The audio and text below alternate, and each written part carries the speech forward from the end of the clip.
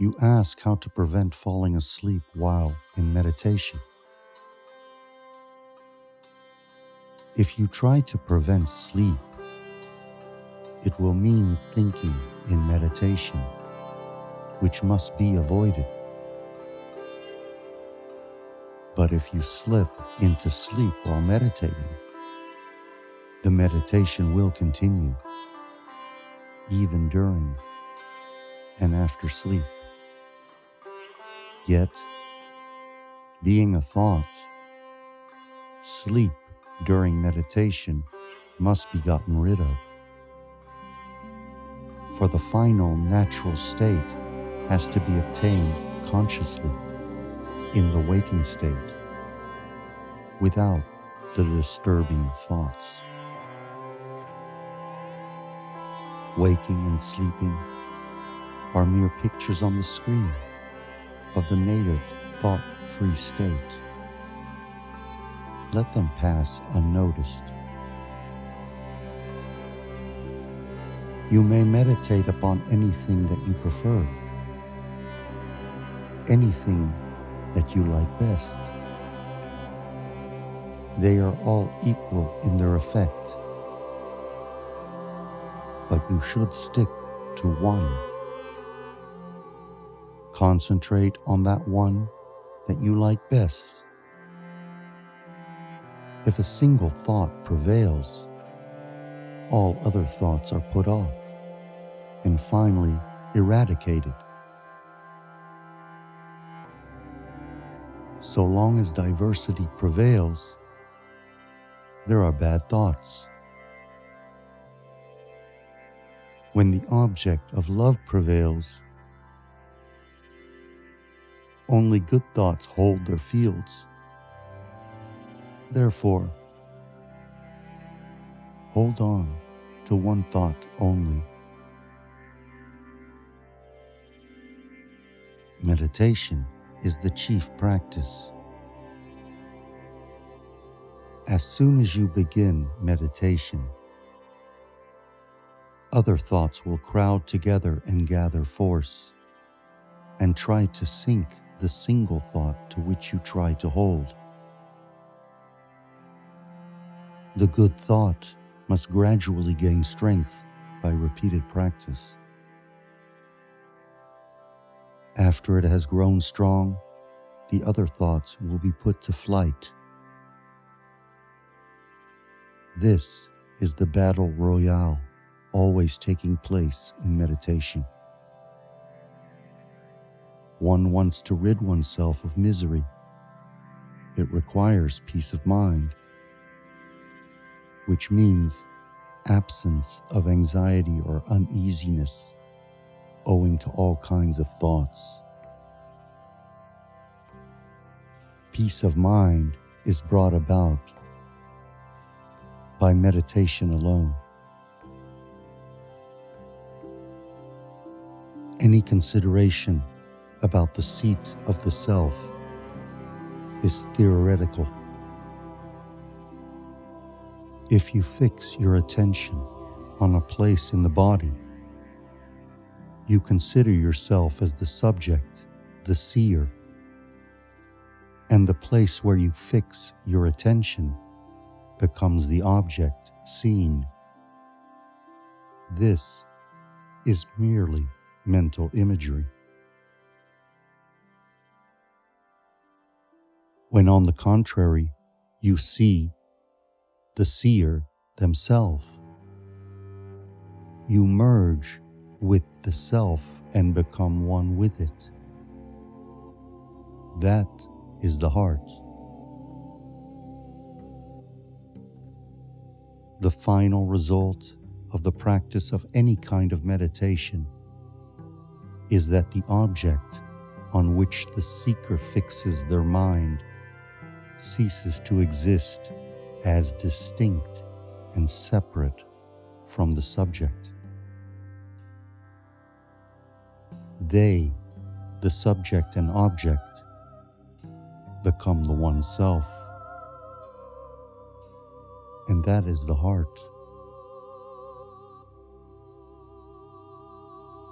It is said in one yoga that the chakra located in the brain, or the brain itself, is the seat of the self, while other yoga declares that the heart is its seat. To enable the seeker to stay clear of possible doubt, I tell them to take up the thread or the clue of I-ness or I-am-ness and follow it up to its source. Because firstly, it is impossible for anybody to entertain any doubts about this I notion. And secondly, whatever be the means adopted, the final goal is the realization of the source of I-amness, which is the primary point of your experience. If you therefore practice self-inquiry, you will reach the heart, which is the self. I am God, as a meditation, is only a thought. Ask yourself, who says it? God itself does not say so. What need is there for it to say it? Nor can the real I say so. For I always abides as God. To be saying it is only a thought. Whose thought is it? All thoughts are from the unreal I. That is, the I thought. Remain without thinking. So long as there is thought, there will be fear. The mind appears to you to be concentrated in the brain, and hence you get a hot sensation there. It is because of the I thought. When the I thought arises, fear of death arises simultaneously.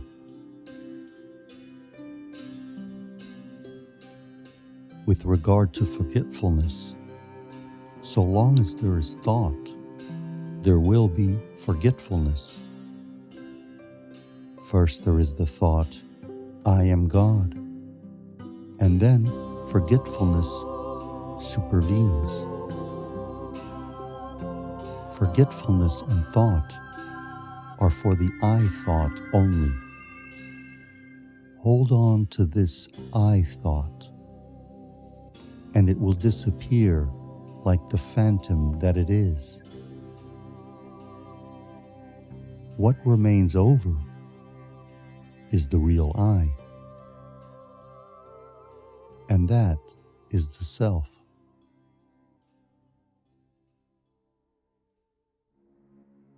I am God, or all is God, is an aid to concentration since it keeps off other thoughts. When that one thought alone persists, see whose thought it is.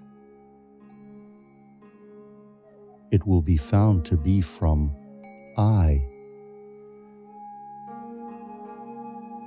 From where is the I thought? Probe into it. The I thought will vanish and the Supreme Self will shine forth of itself. No further effort is needed. When the one real I remains alone, it will not be saying, I am God. Does a man go on repeating, I am a man? Unless he is challenged. why should he declare himself a man? Does anyone mistake himself for an animal that he should say, "No, I am not an animal, I am a man"? In the same way, God, or I, being the only existing reality, there is no one there to challenge it, so there is no need in repeating, "I am God," "I am all," or "I am self."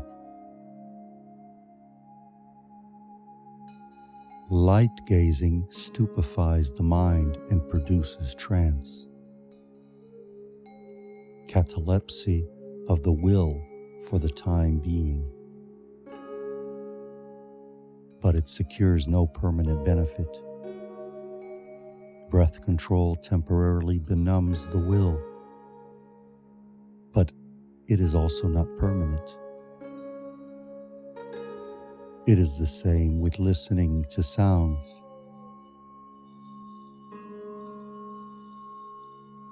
Everyone is aware I am. Leaving aside that awareness, one goes about in search of God. What is the use of fixing one's attention between the eyebrows? It is mere folly to say that God is between the eyebrows.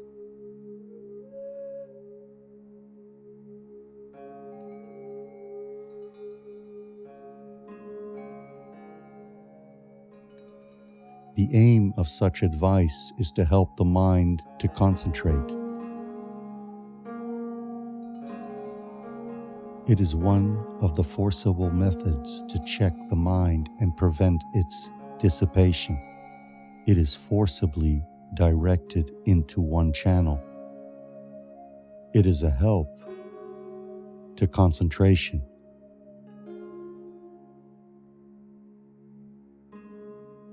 But the best means of realization is the inquiry, "Who am I?"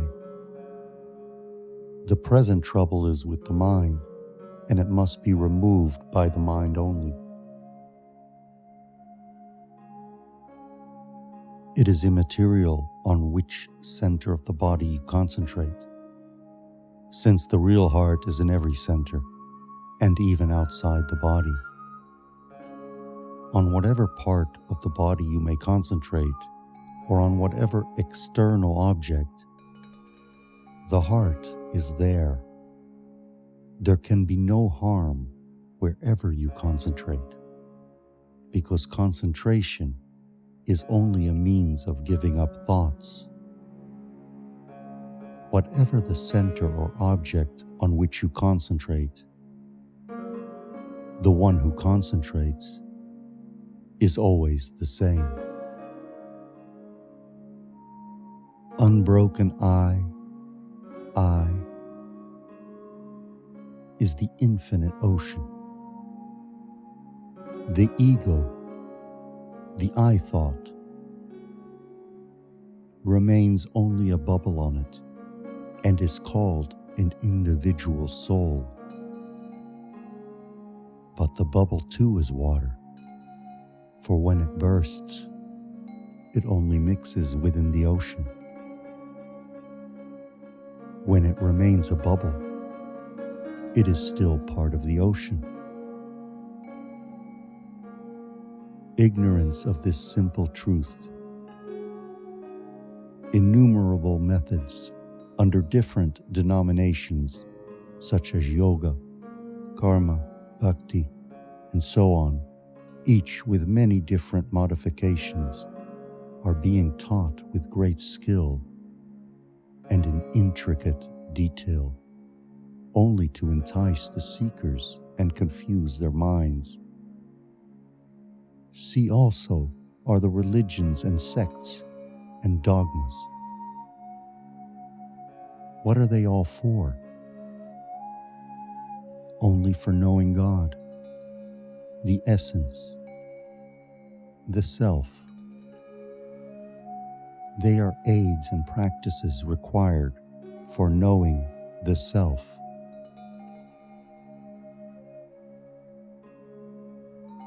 Objects perceived by the senses are spoken of as immediate knowledge. Can anything be as direct as the self?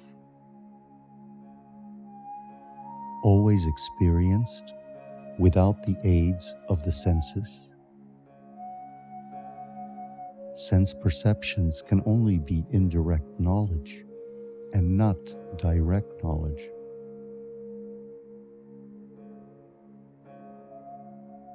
Only one's awareness is direct knowledge.